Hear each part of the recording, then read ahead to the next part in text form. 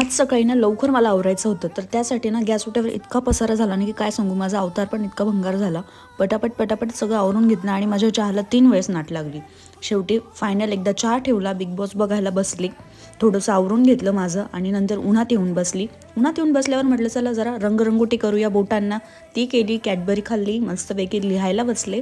मला काहीतरी वस्तू घ्यायची होती, पण त्यांना म्हटलं मला न घेता तुम्ही स्वतःसाठी काहीतरी घ्या. मग आज त्यांनी स्वतःसाठी काहीतरी आणलेलं आहे, पुढे तुम्हाला बघायला भेटेलच. लाईट गेल्यावर शिणूचिन माझी मस्ती काही थांबे ना.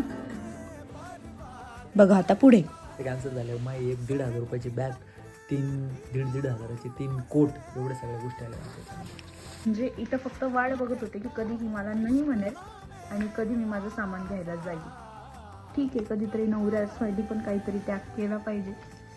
घेत होते मी छोटीशी काहीतरी वस्तू, ते मला घेऊन देत होते आणि ठीक आहे चला, त्यांचं काहीतरी झालं ना कामाचं, यातच खुशी आहे.